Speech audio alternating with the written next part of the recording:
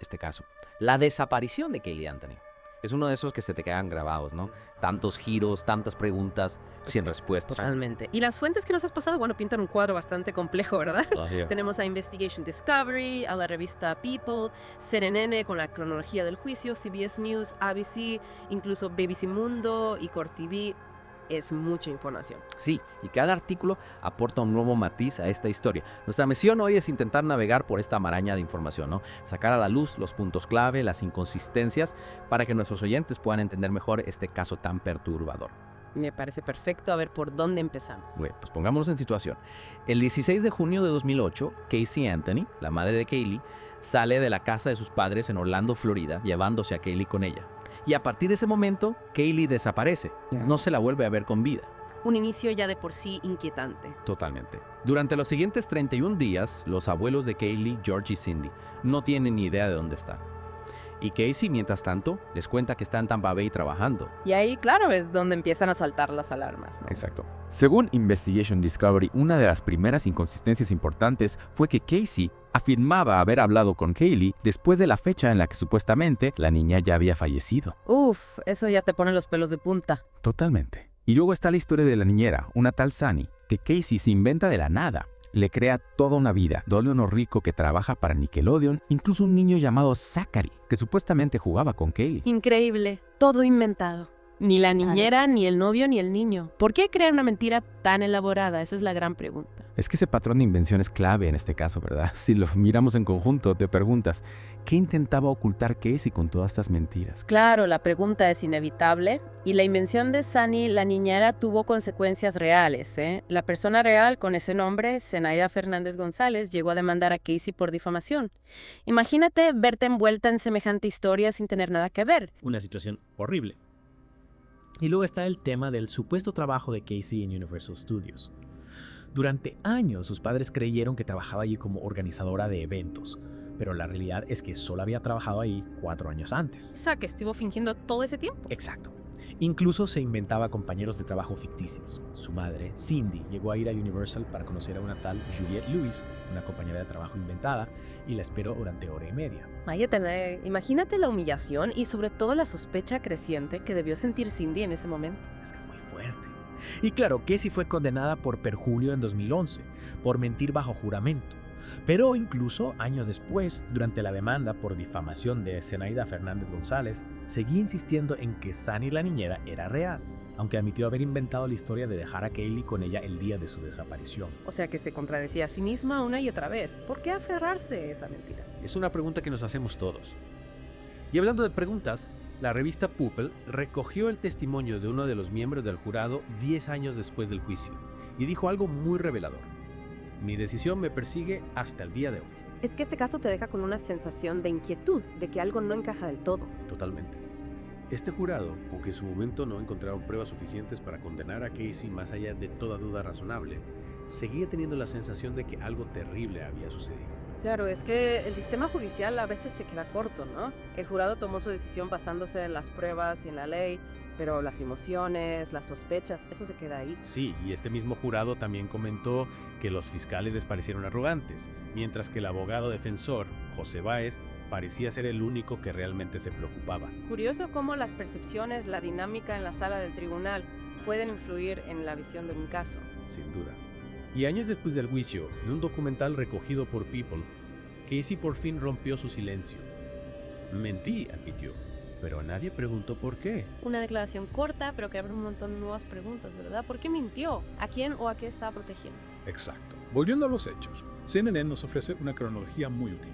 Caylee fue vista por última vez con vida el 16 de junio de 2008. Cindy Anthony, la abuela, denuncia su desaparición un mes después, el 15 de julio. Los restos de Caylee son encontrados cerca de la casa familiar en diciembre de ese mismo año. El juicio empieza en mayo de 2011 y el veredicto de no culpabilidad, que conmocionó a muchos, se dicta el 5 de julio de 2011. Una sucesión de fechas que marcan un caso que conmocionó al mundo entero. Y hablando del hallazgo de los restos, CBS News informó sobre el testimonio de Roy Kronk, el lector de contadores que los encontró. Su testimonio fue un poco peculiar, la verdad. No estaba del todo seguro de si los restos estaban en el mismo lugar donde había visto algo sospechoso meses antes, y admitió haber inspeccionado el cráneo con un palo. No me digas. La defensa, claro, aprovechó para insinuar que Kronk podía haber manipulado la escena del crimen. Exacto. Intentaron sembrar la duda sobre su credibilidad. Y ABC News cubrió el desgarrador testimonio de los familiares de Casey, Lee y Cindy Anthony. En varios momentos, sus declaraciones parecían contradecir a la propia fiscalía. Cindy, por ejemplo, asumió la responsabilidad de las búsquedas de cloroformo encontradas en el historial del ordenador familiar, algo que la fiscalía atribuía a Casey. O sea que la familia tampoco pintaba un cuadro muy claro. No, para nada. De hecho, la defensa alegó que Kaylee se había ahogado accidentalmente en la piscina familiar y que George, el abuelo, había ayudado a deshacerse del cuerpo. Incluso insinuaron que George había abusado sexualmente de Casey. Madre mía, el juicio fue una auténtica batalla campal. Totalmente. Y hablando de la defensa, ABC también informó sobre la decisión de Casey de no testificar en su propia defensa. Un silencio que generó mucha especulación. Claro, es que cuando el acusado no declara, el público tiende a interpretarlo como una admisión de culpabilidad. Exacto. Y BBC Mundo recogió la reacción del público ante el veredicto de no culpabilidad, calificando a Casey como la madre más odiada de Estados Unidos. En una entrevista posterior, Casey dijo que no le importaba lo que la gente pensara de ella y que dormía bastante bien por las noches. Increíble. Después de todo lo sucedido, esa aparente falta de remordimiento. Es que es muy fuerte. In Touch Weekly exploró la tensa relación de Casey con sus padres después del juicio. La relación con su padre, George, parece estar rota. Y la relación con su madre, Cindy, también está muy deteriorada. Es que este caso ha dejado una profunda cicatriz en la familia. La tragedia de Kaylee, las acusaciones, las mentiras. Es difícil imaginar cómo se puede superar algo así. Y para terminar, Court TV nos ofrece la transcripción del testimonio de Cindy Anthony, la abuela de Kaylee.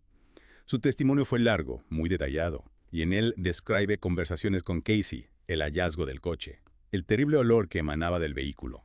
Su desesperación es palpable en cada palabra. Ese testimonio debió ser desgarrador. Totalmente. Cindy describe el momento en el que olió el coche, diciendo, ¡ya, Dios mío! ¿Qué le pasa al coche? Y también relatas sus intentos de contactar con Casey, la información contradictoria que recibía. Es un testimonio que te deja con un nudo en la garganta. Y lleno de preguntas, claro. Sí, la llamada telefónica de Casey desde la cárcel a su casa, también transmitida por Court TV, muestra su frustración, su insistencia en que no sabe dónde está Kaylee. También ataca a su madre y a su hermano, y pide con urgencia el número de teléfono de su novio de entonces. Es una llamada llena de rabia, de confusión, muy difícil de interpretar. Sin duda.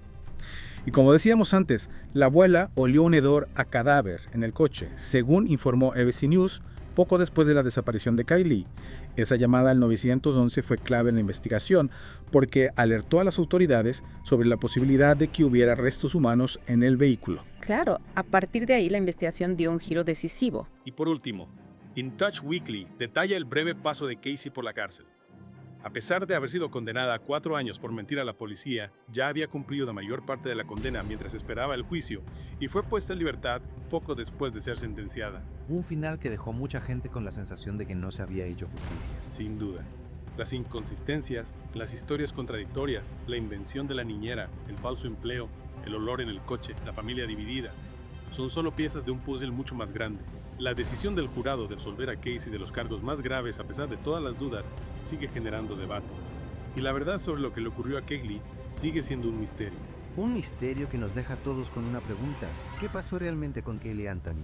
Una pregunta que tal vez nunca tenga respuesta. No te pierdas las próximas historias de crimen. Suscríbete a nuestro canal hoy mismo.